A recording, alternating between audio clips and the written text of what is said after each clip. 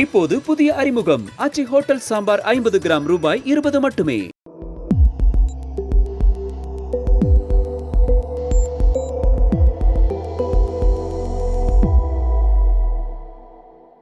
Sir வணக்கம் sir. இப்ப 10ஆம் தேதி விஜய் அவர்களை சிபிஐ சமன் பண்ணியிருந்தாங்க கரூர் கூட்ட நெரிசல் சம்பந்தமான வழக்கு தொடர்பா. விஜய்க்கு அப்ப அவர் பிஸியா இருந்தனால போக முடியல. அதுக்கப்புறம் திரும்ப 15ஆம் தேதி அவரை சமன் பண்ணிருக்காங்க. அதே மாதிரி செந்தில் பாலாஜி அவர்களையும் சமன் பண்ணிருக்காங்க.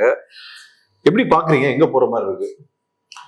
விஜயை கூப்பிட்டது நியூஸ் இல்லை கேப்ரியல், செந்தில் பாலாஜியை கூப்பிட்டது தான் நியூஸ். விஜய் ஆல்ரெடி 2 தடவை போயிட்டு வந்துட்டாரு, 3ஆவது தடவை கூப்பிடுறாங்க. அவர் தான் அந்த சம்பவத்தோட கதாநாயகன். அவர் கூப்பிட்டான், அதனால அவரை கூப்பிடாம எந்த விசாரணையும் முடிக்க முடியாது, எந்த ஏஜென்சி கண்டக்ட் பண்ணாம. அவன் சார்ஜ் ஷீட் ஃபைல் பண்ண வேண்டியது என்ன தள்ளி போயிருக்குது. அநேகமாக ஏப்ரல் 1st வீக்குள்ள சார்ஜ் ஷீட் ஃபைல் பண்ணணும். அதனால விஜயை கூப்பிடுறது ஒன்றும் ஆச்சரியம் இல்லை.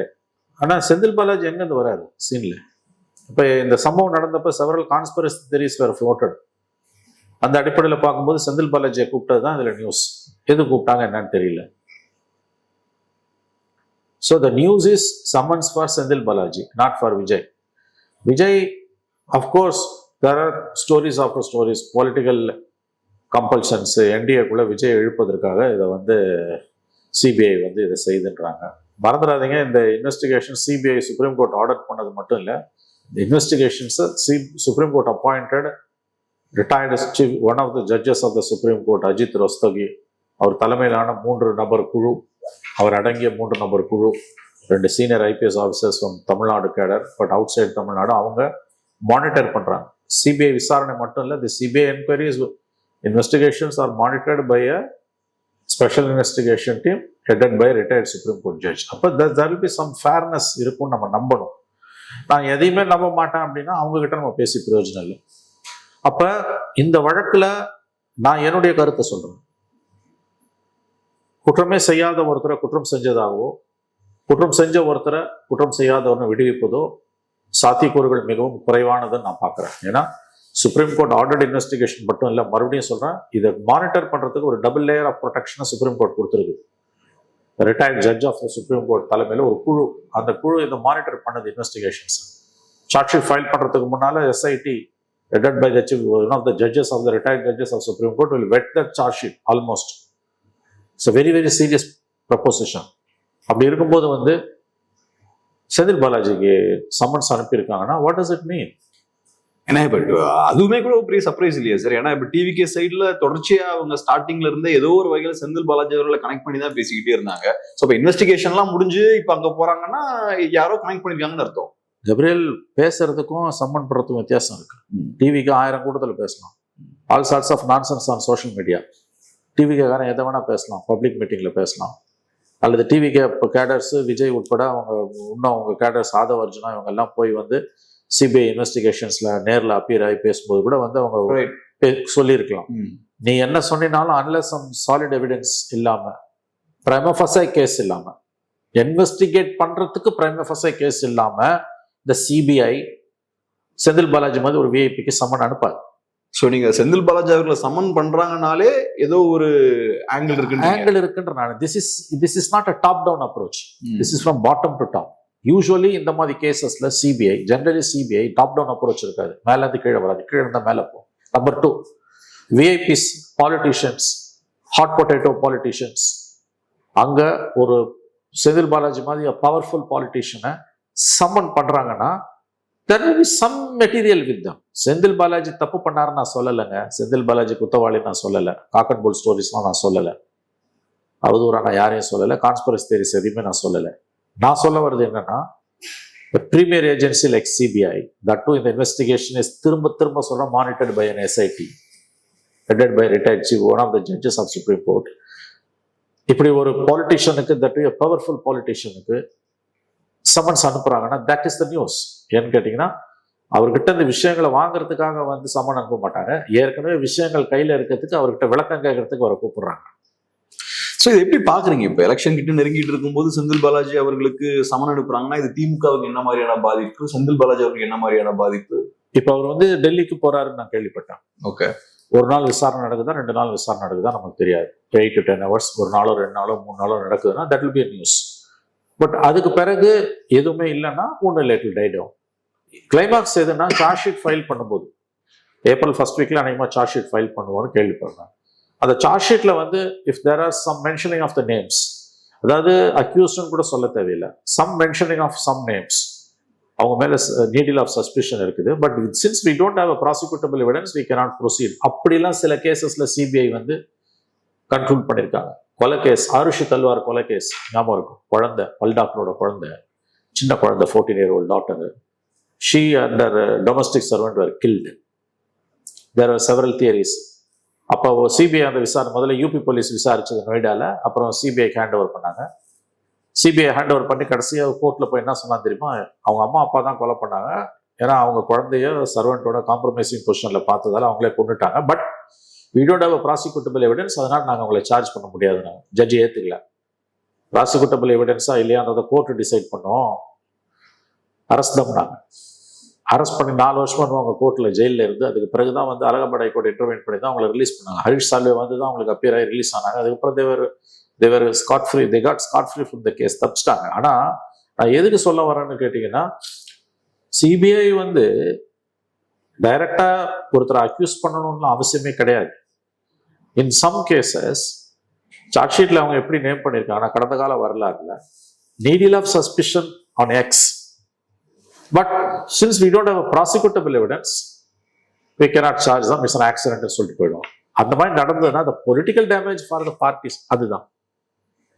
இப்போ எலெக்ஷன் டைம்ல அந்த மாதிரி ஒன்று மட்டும் உறுதி, எலெக்ஷன் போலிங் டேக்கு முன்னால கண்டிப்பா சார்ஜ் ஷீட் ஃபைல் ஆயிடும்ன்றாங்க. அப்படி சார்ஜ் ஷீட் ஃபைல் பண்ணும்போது if against Vijay or if against Senthil Balaji, politicians, விஜயும் பாலிட்டிஷியன் ஆயிட்டார் இன்னைக்கு, if there are some mentioning of the names, அப்புறம் வந்து சம் கன்க்ளூஷன்ஸ் பை சிபிஐ, கம்ப்ளீட்டா அவங்க அக்யூஷன் இல்லை, it's an accident, but there are some எப்படி சொல்றது mischievous activities or something like தட்னு வச்சுக்கோங்களேன். அது மாதிரி ரொம்ப சுகர் கோட்டோட வேர்ட்ஸ்ல வந்து சார்ஜ் ஷீட் ரீட்ஸ்னால அடிக்குவேட் டேமேஜ் டன். நான் அதனால தான் உங்களுக்கு சொல்றேன், விஜய்க்கு சம்மன் அனுப்பணும், எல்லாரும் Vijay summon Vijay summon Vijay summon எல்லா மீடியாவும் போட்டு இருக்கான். பரே பாபா விஜய்க்கு சம்மன் அனுப்ப நியூஸே இல்லை. The news is summons to Senthil Balaji. So இப்போ சிபிஐயோட விசாரணை வளையம் எக்ஸ்பேண்ட் ஆகுது, செந்தில் பாலாஜி உள்ள வராரு, ஏதோ ஒரு வகையில திமுகவும் இப்போ இன்வால்வ் ஆகிறாங்க. இல்ல அப்படி ஆகலாம், ஆகாமலும் போகலாம். செந்தில் பாலாஜி வராருனாலே கான்ஸ்பிரசி ஆங்கிள்குள்ளதான் வர முடியும், வேற ஆங்கிளுக்கு வாய்ப்பே கிடையாது. The CBI is expanding its net in covering the conspiracy angle. சதி வேலை தான் நடந்திருக்கான்னு அவங்க பாக்குறாங்க. It's a very professional organization. நீ 1000 குறை சொல்லலாம் சிபிஐ. சிபிஐ என்ன வானத்துல இருந்து வளைஞ்சுதா, சிபிஐ என்ன வந்து அப்படி ஆட்டி அறுத்துருவாங்களா, இப்படிலாம் நீங்க பேசலாம் உங்க திருப்திக்கு, உங்களை திருப்திப்படுத்திக் கொள்வதற்கு, உங்கள் மனசாந்திக்காக. But never underestimate the agency, never underestimate the agency. அதுவும் இன்னைக்கு இருக்கக்கூடிய டெக்னாலஜிக்கல் சுப்பீரியாரிட்டியில யார் எங்க நின்னாங்க, யாரோட கால்ஸ் எங்க போச்சு, யாரோட மொபைல் டவர்ஸ் எங்க இருந்தது, many things, many webs within the webs. பல விஷயங்களை வந்து பேச முடியாது, அவசியம் இல்லை, புரிய வேண்டியவங்களுக்கு புரியணும். Only I am sticking on to only one point Gabriel. The very summoning of Senthil Balaji was a VIP in Tamil Nadu. That அந்த ஏரியாவில் அவர் தான் வந்து top பாலிட்டிஷியனு. The very summoning is a proof that there is some prima facie material to summon him. அவரை கூப்பிட்டு உண்மையை வர வைக்கிறது, விஷயத்தை வாங்குறது கிடையாது. ஏற்கனவே உண்மையும் விஷயங்களும் ஓரளவு இருக்கிறதால அதுக்கான கிளாரிஃபிகேஷனுக்காக அவர் அழைச்சிருக்கலாம். One has to look at it like that only. So இந்த மாதிரி கேசஸ் நம்ம அப்படிதான் புரிஞ்சுக்கணும். That's what I feel. அதுக்கு மேல நம்ம பேச முடியாது. பட் த ஃபைனல் ட்ரூத் எப்போ வெளியில வரும்னா, சார்ஜ் ஷீட் ஃபைல் பண்ணும்போது வெளியில வந்துடும். சார்ஜ் ஷீட்ல பேர் இல்லை அப்படின்னா fine, you got scot free. But charge ஷீட்ல நேம் பண்ணும்போது ரொம்ப சுகர் கோட்டோட நேம் பண்ணா கூட எலெக்ஷன்ஸ் டைம்ல எல்லாமே எலெக்ஷன் தானே உங்களுக்கு. இப்போ கேஸ் விலை ஏறி போச்சு, கேஸ் தட்டுப்பாடுன்னும் போது விறகுல வச்சு சமாளிக்கணும். நாங்கள் வந்து விறகுல வச்சு நாங்கள் சமையல் பண்ணணும் ஹாஸ்பிட்டல்னு மந்திரியா பேசுறாரு. அது பாலிடிக்ஸ், சீப் பாலிடிக்ஸ்ல நம்பிக்கை ஊட்ட வேண்டிய மந்திரி பேனிக் எது கிரியேட் பண்றாரு. அப்ப நீங்க பண்ணும்போது ஆப்போசிட் சைட் பண்ணாது. After all every thing is politics. Elections around the corner, nothing success like success. ஜெயிக்கணும், அதுக்காக எந்த எல்லைக்கும் 2 பேரும் போவாங்க. அவங்க எந்த எல்லைக்கு, சிபிஐ எந்த எல்லைக்கு போகுது? After all it's Modi's agency, நான் ஒத்துக்கிறேன். இப்போ நீங்கள் உங்கள் கையில் இருந்தால் அதே தான் பண்ணுவீங்க, நீங்கள் உங்கள் ஆப்போனண்ட் கையில் இருக்குது, அவங்க அதை பண்ணுறாங்க, அவ்வளோதான். சரி, இப்போ விஜய் அவர்களை பத்தி பேசுவோம். ஒண்ணு என்னன்னா, அவரு ஒரு சீசன் பொலிட்டிஷியனோ எக்ஸ்பீரியன்ஸ்டான பொலிட்டிஷியனோ கிடையாது. அரசியல்வாதிகளுக்கு இதெல்லாம் ஈஸியா ஃபேஸ் பண்ண முடியும். விஜய் ஒரு நடிகர். இப்ப அவர் சொல்றது என்னன்னா, அவர் பிஸியா இருக்கனாலதான் ஃபர்ஸ்ட் சம்மனையே அவரு போக முடியல. ஃபர்ஸ்ட் டைம் சம்மன் பண்ணப்ப அங்க போக முடியல. இப்ப 15th அவரு போகணுன்ற மாதிரி சூழல் இருக்கு.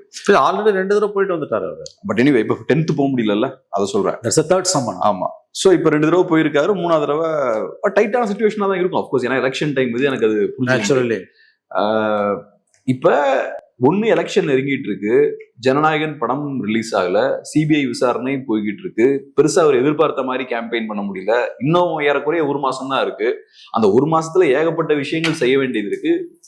விஜய் இதையும் சேர்த்து அதை ஃபேஸ் பண்ண வேண்டியிருக்கு. எப்படி பாக்குறீங்க? அவருக்கு ஏகப்பட்ட சிக்கல்கள் இருக்கு, ப்ரெஷர் இருக்கு. எல்லாம் ஒண்ணுத்துக்கு தான் இந்தியாவுக்குள்ள வரத்துக்குன்னு சொல்றாங்க. போவாரா? $1 மில்லியன் கொஸ்டின், ரொம்ப சாதாரணமா. அதனால உங்ககிட்ட கேட்கிறோம். இல்ல சார், அவர் போவாரான்றது அவருக்கே தெரியுமா தெரியாதான்னு எனக்கு தெரியல.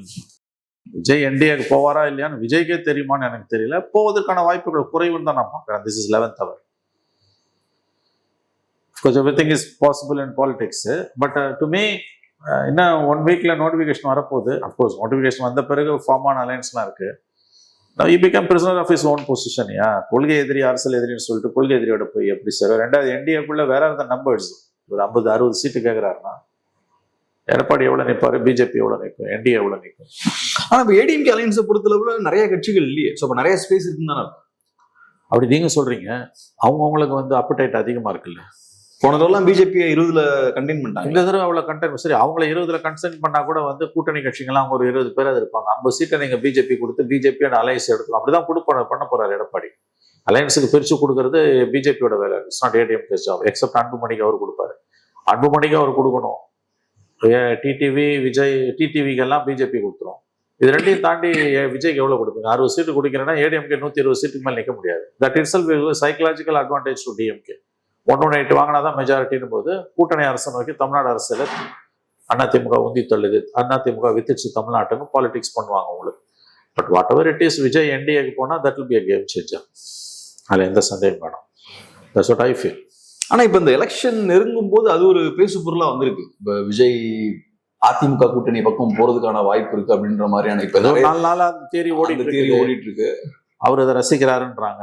தன்னை பத்தின எல்லா செய்தியும் அவர் ரசிக்கிறாருன்றாங்க. அவர் வாயை திறக்கல. ஏடிஎம்கே டாப் லீடர்ஸ் வாயை திறக்கல ஹைகமாண்ட். விஜய் வாயை திறக்கல. அவங்க கட்சிக்கு அவர் தான் ஒரே ஹைகமாண்ட். பிஜேபி ஹைகமாண்ட் அமித்ஷா வாயை திறக்கல. அதனால தட் எவ்ரிபடி இஸ் ஸ்பீக்கிங். பேசுறாங்கன்றாங்க கேப்ரியல். பட் அவர் என்ன பதில்ன்றது யாருக்குமே தெரியல. விஜயோட பொசிஷன் என்னன்றது யாருக்குமே தெரியல. எல்லாமே ஸ்பெகுலேஷன் தான்.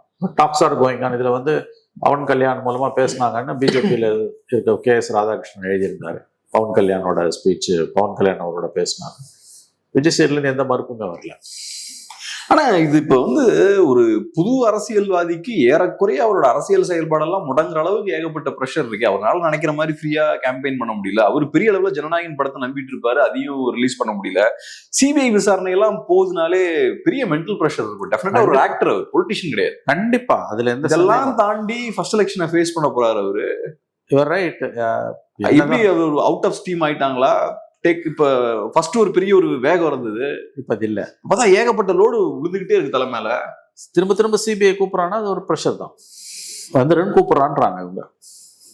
டெஃபினெட்லி இதுல பாலிடிக்ஸ் இருக்க வாய்ப்பு இருக்கு. Even though supreme court monitor investigation, everything is a politics தானே உங்களுக்கு. ஸோ ஆக்சிடென்ட் கேஸ் தான் நம்ம இது வரைக்கும் நம்புறோம். அதை பட் அவருக்கு மாரல் டல்பிட்யூட் இருக்கு இல்லையா, அது மாதிரி எதனா ஒரு இன்டெக்ட் பண்ணிட்டான்னா அசிங்கம் தானே அது உங்களுக்கு. எலெக்ஷன் டைம்ல அதை maximum opposition exploit it. Election முடிஞ்சாலுமே உங்களுக்கு இது சிக்கல் தான். நீங்க நடிகரானாலுமே சிக்கல் தான். அது அதெல்லாம் சிக்கல். ஓகே, சார்ஜ் ஷீட்ல நேம் பண்ணிட்டான்னா த்ரூ அவுட் லைஃப் அது பிரச்சனை. Correct. Injury is an injury, right. But அது இமிடியேட் ஃபாலோ அவுட் எலெக்ஷன்ஸ்ல. கரெக்ட். எலெக்ஷன் முடிஞ்சதுனா கூட கேஸ் நடக்காது. இந்த கேஸ்லாம் பல வருஷம் கூட நடக்கும். உங்களுக்கு ப்ரூவ் பண்ணணும். உங்களுக்கு அதெல்லாம் அவ்வளோ ஈஸி கிடையாது. Tarnish the image, whether it is Vijay or Senthil Balaji. BJP's aim would be to tarnish the image, not to find out the truth. Tarnish பண்ணணும் இமேஜ்ன்றத குறிக்கோளை வச்சு தான் அவன் செயல்படுவான். எலெக்ஷன்ஸ் கூட வந்தது, கிட்ட வந்தது, விஜய்க்கு ஒரு அடிஷனல் பர்டனை மாறிடுச்சு. ஆனா இப்ப இந்த மாதிரி சமன் பண்றதெல்லாம் விஜயோட இமேஜை டார்னிஷ் பண்ணணும்னு நினைக்கிறீங்களா, ஒரு விதமான ஒரு சிம்பத்தியை கிரியேட் பண்ணணும்னு நினைக்கிறீங்களா? இல்ல, just summoning is own tarnish is image, அதுல சந்தேகம் இல்லை. பட் சார்ஜ் ஷீட்ல ஏதாவது கிரிட்டிக்கல் அப்சர்வேஷன்ஸ் இருந்ததுன்னா that will definitely a problem. More than Senthil, more than Vijay, we have to watch out for Senthil Balaji. என்ன நடக்குதுன்றது நம்ம அதை தான் பார்க்கணும். அன்ஃபார்ச்சுனேட்லி ஆஸ் யூஷுவல் மீடியா வந்து அதை செய்தியாக கூட போடல. And nobody is talking about it to the extent which should have been talked. See, that's the news. இது வந்து இவர் தான் வந்து மீட்டிங்கில் லீடர், அதனால இவரை கூப்பிட்டது no agency can complete the investigation without summoning. 3 times இல்லை 30 times கூட கன்வீன் சம்மன் பண்ணுவோம். That's investigative agencies job. And political compulsions வரும்போது கூப்பிட்டுக்கிட்டே கூட இருப்போம். That's not the issue. But calling Senthil Balaji is the issue. ஆனா இப்ப நீங்க சொன்ன மாதிரி செந்தில் பாலாஜி அவர்களை கூப்பிடுறது டெஃபினட்டா அது ஒரு நியூஸ் தான், தி நியூஸ் கூட நம்ம வச்சுக்கலாம். ஆனா அதை வச்சு நம்ம எந்த கன்க்ளூஷன் வர முடியாது. நான் இப்பயும் சொல்றேன், I am not coming to any conclusion. அதை டிபேட் பண்றது பெரிய இல்ல டிபேட் பண்ணணும். ஆமா, the very summoning, see, it's not a அதாவது இது லோக்கல் போலீஸ் சம்மன் பண்ண மாதிரி கிடையாதுங்க. அது இந்த 41 பேர் கொல்லப்பட்டிருக்காங்க. இந்த இன்சிடென்ட் நடந்தப்ப வந்து there are many cock and bull stories, many conspiracy theories from various circles, especially TVK சைட்ல இருந்து அவங்க சில விஷயங்களை கலப்பினாங்க. அப்படி இருக்கும்போது வந்து இந்த சம்மன்ஸ் டு செந்தில் பாலாஜியை வந்து நம்ம வந்து சாதாரணமாக கடந்து போக முடியாது. To me it's a big news, the big news. You can conclude anything. நான் அதை மறுக்கல. நான் ஏதாவது அதில் இருக்கா, சத்து சாரமோ அதில் இருக்கான்றது சார்ஜ் ஷீட் ஃபைல் பண்ணும்போது நமக்கு தெரியும். But as of now the very summoning is a நியூஸ்ன்றது எனக்கு மாற்று கருத்தே இல்லை. ஆனால் சரியோ தவறோ டிவிகேவோட அந்த கான்ஸ்பிரசி தியரிஸுக்கு ஏதோ ஒரு வகையில் இது வலு சேர்க்கும்னு நினைக்கிறேன். அப்சல்யூட்லி டிவிகேவோட கான்ஸ்பிரசி தியரிஸுக்கும் திமுகவை பிடிக்காதவங்களோட கான்ஸ்பிரசி தியரிஸுக்கும் இது கண்டிப்பாக வந்து வலு சேர்க்கும். Summoning is very serious issue. நான் திரும்ப சொல்றேன், அவ்வளோ சீக்கிரம் சிபிஐ வந்து it won't summon VIP like Balaji. சும்மா தெருவில் போறவனை கூப்பிட்டுலாம் விசாரிக்க முடியாது. That too it's monitored by SIT. அதனால இதோட நியூஸ் வேல்யூன்றது ஹியூஜ். அவர் குற்றவாளிகளாம் நான் சொல்லலை, செந்தில் பாலாஜி குற்றவாளி நான் சொல்லலை. பட் as a ஜேர்னலிஸ்டா நீங்க இந்த இஷ்யூவை பேசுறீங்க, எழுதுறீங்க, even as a political observer, unbiased balanced அப்சர்வரா நீங்க பாக்குறீங்கன்னா வந்து 100% பேலன்ஸ்டு அப்சர்வரா நீங்க பாக்குறீங்க without having any strings attached, definitely வந்து it's the news. It is the news. Of course அது சம்மன்ஸ்ல பிறகு அவர் அப்பீர் அவர்னு சொல்லியிருக்காரு. எத்தனை நாளைக்கு கூப்பிடுவாங்க, ஒரு நாளில் விட்டுருவாங்களா இல்லை 2 நாள் கூப்பிடுவாங்களா, அதோட சப்சிக்வெண்ட் டெவலப்மெண்ட்ஸ் ஏதாவது இருக்குமா அல்லது இருக்காதா? சார்ஜ் ஷீட்ல வந்து ஃபுல் டீடைல்ஸ் நமக்கு வந்துடும். சார்ஜ் ஷீட்ல if there are no names or the charge sheet says that though there were allegations, no credible evidence against பாலாஜினா கிளீன் ஷீட். அப்படி இல்லை ஆரிஷி தல்வார் கேஸ் மாதிரிலாம் ஏதாவது அப்சர்வேஷன்ஸ் வந்ததுன்னா இட்ஸ் எலெக்ஷன் டைம்ல it is a fodder for opposition. கடைசி ஒரு கேள்வி சார், இப்ப தாவேக்காவோட செயல்பாடுகள் கண்டிப்பா குறைஞ்சிருக்கு. இந்த அழுத்தங்கள் காரணமாக அவங்களோட செயல்பாடுகள் கம்மியாயிருக்கு. தாவேக்காவோட செயல்பாடுகள் கம்மியானனால வாக்கு வாங்கக்கூடிய அவங்களோட சக்தியும் கம்மியாயிருக்கா? ஆமா, அவங்களோட ஓட் பேங்க் டிப் ஆயிருக்குன்றாங்க. 3% மேல போயிருக்குன்றாங்க. டிப் ஆயிருக்கு. There is a dip in their vote bank. அவங்களுக்கு 5 மாசத்துக்கு முன்னால செப்டம்பர்ல இருந்த ஓட் பேங்க் இப்ப இல்ல, 3% மேல டிப் ஆயிருக்குன்றாங்க.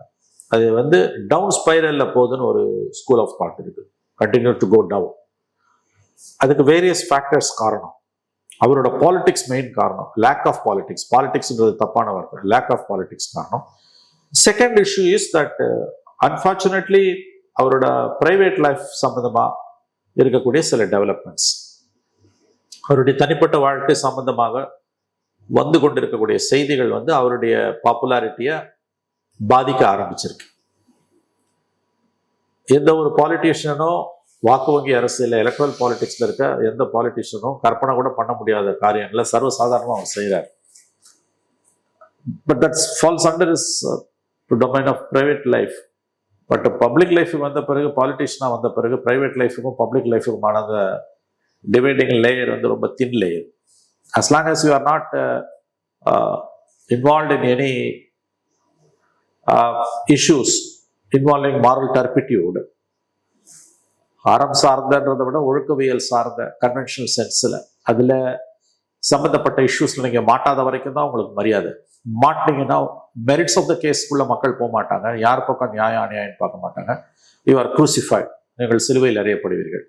எந்த ஒரு வாக்கு வங்கி அரசியல் இருக்க அரசியல்வாதியும் அவன் யோகியனோ அயோக்கியனோ அதை செய்ய மாட்டான். அப்படியே செஞ்சாலும் அதை வெளிப்படையாக செய்ய மாட்டான். அன்ஃபார்ச்சுனேட்லி ஆர் ஃபார்ச்சுனேட்லி விஜய் விஷயத்துல எல்லாம் தலைகீழ இருக்குது. This is also one of the reasons for the dip in his popularity. அவருடைய வாக்கு வங்கி சரிவதற்கு அவருடைய தனிப்பட்ட வாழ்க்கை சம்பந்தமாக கடந்த 2 வாரங்களாக வந்து கொண்டிருக்கக்கூடிய செய்திகளும் அவருடைய சில வெளிப்படையான நடவடிக்கைகளும் காரணமாக அமைந்திருக்கின்றன. நான் இந்த run up to the election 40 days இருக்குது. இது இன்னும் ஏதாவது அக்லி டர்ன் எடுக்குது, turn and twist and turn எடுக்குதுன்னா that will definitely affect his politics. ஆனா இந்த ஒழுக்கம் சார்ந்த குற்றச்சாட்டுகளை தமிழ்நாட்டுல கூடிய மிகப்பெரிய தலைவர்கள் எல்லார் மேலேயுமே வச்சிருக்காங்க. ஆனா அவங்களுக்கு எல்லாம் அதை மீறி வந்திருக்காங்கல்ல. இல்ல, அதுல ஒரு டிஃபரன்ஸ் இருக்குது, நீங்க பார்க்கணும். ஒண்ணு, அவங்க அச்சீவ் பண்ண பிறகு அது வந்தது. ரெண்டாவது வந்து அஃபெக்டட் பார்ட்டிஸ் அவங்களுக்கு எதிராக கம்ப்ளைண்ட் கொடுக்கல. ஓகே, இது ஒரு சாலியன்ட் 2-3 டிஃபரன்சஸ். ஒன்று, அவங்க எல்லாம் ஒரு அச்சீவர்ஸ் ஆஃப் பாலிடிக்ஸ்ல வந்து ஹையர் எக்கலான்ஸுக்கு போய் கான்ஸ்டியூஷனல் போஸ்டிங்க்கு போன பிறகு அவங்க மேல அது வருது. நம்பர் 2, அவங்களால பாதிக்கப்பட்ட their partners or partners of sorts அவங்க வந்து கம்ப்ளைண்ட் பண்ணல. See, as long as there are no complaints, so அங்கே விக்டிம்ஸ் இல்லை, அதனால அவங்க விக்டிமைசரா பார்க்கப்பட மாட்டாங்க. This is very dicey, very nasty situation, Gabriel. நான் மெரிட்ஸ்குள்ள போக விரும்பல, போகக்கூடாது, நம்ம போக மாட்டோம். பட் ஒரு ஓட் பேங்க் பாலிடிக்ஸ்ல இருக்க பாலிட்டிஷியன், இந்தியா மாதிரி தமிழ்நாடு மாதிரியான ஒரு கன்சர்வேட்டிவ் சொசைட்டில he can't even dream of this. நான் சொல்றது, if you are in vote bank politics, if you are not in vote bank politics, you are an actor, or if you are a writer, or if you are an academician, you are a musician, அப்படின்னா வந்து, or if you are a public intellectual, this is nothing. But அவன் தைரியமாக கூட செய்வான். But ஒரு vote bank politicsல இருக்க politician can't even dream of doing this. Whereas this man ரொம்ப பிரேசனா அவர் அதை பண்றாரு. It's quite interesting. உங்க கொஸ்டினுக்கான பதில்ன்றது வந்து, look, whether it will further accelerate his popularity going down, ஆனா my answer could be yes. ரொம்ப நன்றி சார், உங்க பிஸியான டைம்ல அருமையான ஒரு பெரிய நன்றி.